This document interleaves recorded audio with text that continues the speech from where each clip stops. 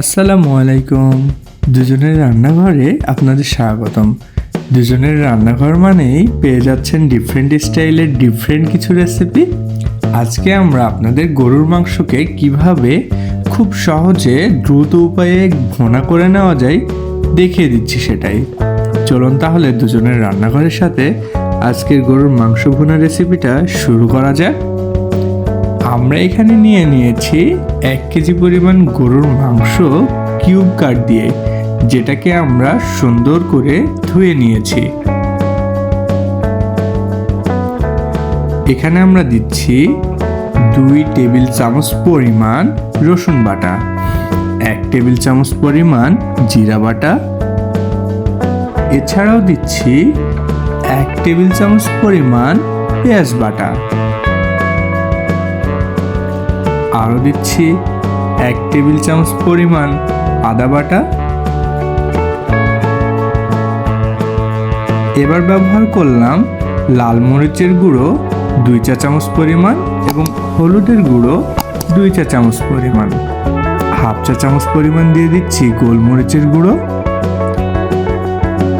ধনিয়ার গুঁড়ো দিয়ে দিচ্ছি 1 চা চামচ পরিমাণ, গরম মশলার গুঁড়ো দিয়ে দিচ্ছি 2 চা চামচ পরিমাণ,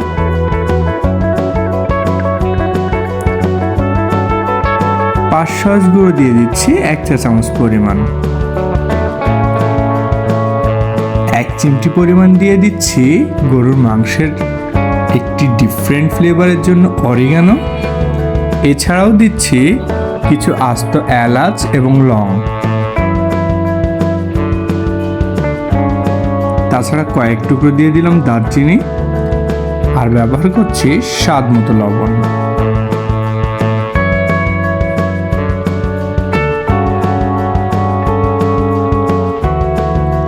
এবার এগুলোকে খুব আলতো হাতে ম্যারিনেট করে রেখে দিব কিছু সময়ের জন্য, মিনিমাম 20 থেকে 30 মিনিট। চলুন ম্যারিনেট হওয়ার এই সময়টুকুর ফাঁকে আমরা একটা কড়াইতে কিছু পেঁয়াজ বেরেস্তা করে নিই। 1 কাপ পরিমাণে দিয়ে দিচ্ছি পেঁয়াজ কুচানো, যেটা কেলমি রং আসলেই দিয়ে দিতে হবে আমাদের সেই ম্যারিনেট করে রাখা মাংসগুলোকে। এই পেঁয়াজটাকে কিন্তু এভাবে যদি আপনারা ব্রাউন কালার করে ভেজে নিতে পারেন, তাহলে অবশ্যই মাংসের গ্রেভিটা হবে অনেক সুন্দর এবং স্বাদটা এবং সুগন্ধটাও হবে অনেক সুন্দর। এবার এই মাংসকে পেঁয়াজের সাথে কিছুক্ষণ নাড়াচাড়া করে অফ ক্যামেরাতে আমরা একটু ঢাকা দিয়েছি, যাতে কিছুটা পানি ছেড়ে দিয়েছে। একটু নাড়াচাড়া করে আবার ঢাকা দিয়ে দিলাম। ঠিক মিনিট 10 পরে আমরা এটাকে উঠিয়ে দেখতেই পাচ্ছি কতগুলো মাংস থেকে পানি ছেড়ে দিয়েছে। এবার এই মাংসর পানিটা টেনে আসা পর্যন্ত একটু নাড়াচাড়া করে নিচ্ছি।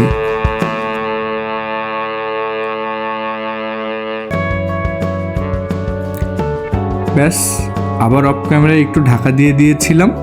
ঠিক এটা হবে 10 মিনিট মতো। 10 মিনিট পরে আমরা ফিরে এসে দেখছি পানিটা টেনে গিয়েছে এবং মাংসটাও কিছুটা সিদ্ধ হয়ে গিয়েছে। এবার এই মাংসটাকে আমরা একটু ভালো করে নেড়েচেড়ে কষিয়ে নেব, যাতে খুব সুন্দর এখান থেকে তেল ছেড়ে দিবে।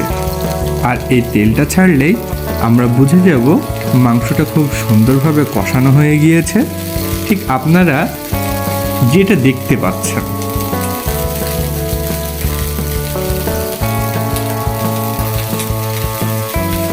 আচ্ছা, এই ক্ষেত্রে আমাদের মাংসর কালারটা যেন নষ্ট না হয়ে যায়, সেজন্য আমরা দিয়েছি গরম ফুটন্ত পানি।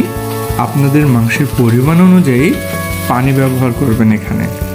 এবার এই পানিটা কিছুটা টেনে আসলে ঢাকনাটা উঠিয়ে ঠিক একটু নাড়াচাড়া করে নেবেন এবং আপনারা আপনাদের প্রয়োজন মতো ভুনা মাংসটাকে পরিবেশন করে নেবেন। আশা করি আপনারা পুরো ভিডিওটা জুড়ে এই রান্নাটা বুঝতে পেরেছেন। কারো কোনো মতামত থাকলে আমাদের কমেন্ট করুন। আমাদের ভিডিওটি দেখে সাথে থাকার জন্য অসংখ্য ধন্যবাদ। ভালো থাকবেন। আসসালামু আলাইকুম।